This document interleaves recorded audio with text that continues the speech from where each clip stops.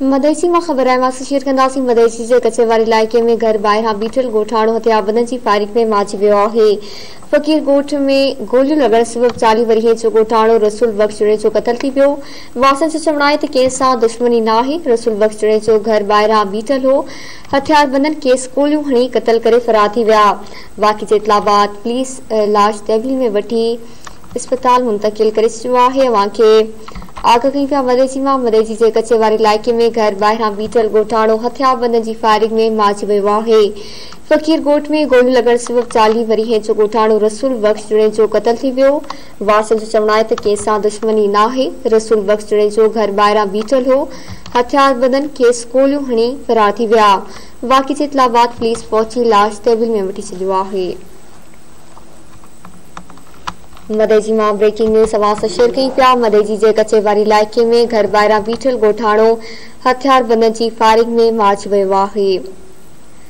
फकीर ॻोठ में गोलियूं लॻण सबबि 40 वरीह जो ॻोठाणो रसूल बख्श ॼणे जो क़तल थी वियो। वारसनि जो चवणु आहे त कंहिं सां दुश्मनी न आहे। रसूल बख्श ॼणे जो घर ॿाहिरां बीठल हो। हथियारबंद खेसि गोलियूं हणी फरार थी विया। वाक़े जे इतला बाद पुलिस पहुची लाश तहवील में वठी छॾियो आहे। मदईची मां खबर शेयर कई पिया। मदईची जे कचेवारी इलाइक़े में घर ॿाहिरां बीठल ॻोठाणो हथियारबंदनि जी फायरिंग में मारिजी वियो आहे। फकीर ॻोठ में गोलियूं लॻण सबबि 40 वरीह जो ॻोठाणो रसूल बख्श ॼणे जो क़तल थी वियो।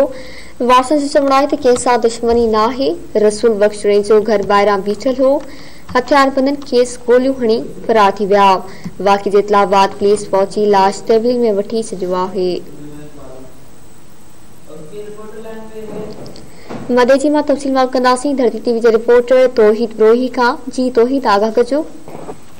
बिल्कुल मदईची कचे जो इलाइक़ो आहे फकीर ॻोठ, जिते मुंबई में गोलियूं लॻण सबबि 40 साल जो ॻोठाणो आहे रसूल बख्श जो क़तल थियो आहे। वारसनि में गहराम मची वियो आहे। वाक़े जो इन हवाले सां वारसनि सां राब्तो कयो त उन्हनि चयो वाक़े जो असुल कारण जेको आहे मालूम न थी सघियो आहे। मक़सूल जेको आहे रसूल बख्श जो घर ॿाहिरां बीठल हो। जेको फायरिंग जे आवाज़ ते असां ॿाहिरि निकितासीं त हुनजो लाश पियल हुयो। जॾहिं त वाक़े जे इतला बाद पुलिस जेको आहे वाक़े वारे पहुची करे लाश तहवील में वठी छॾिया। जॾहिं त मदईची अस्पताल पोस्टमार्टम लाइ नियो पियो वञे। इन सिलसिले में हद जी पुलिस जेका आहे BML थाणे जी पुलिस जो मौक़िफ़ आहे त जुड़ेजा बिरादरी विच में जेको आहे पुराणो तकरार हलंदड़ आहे।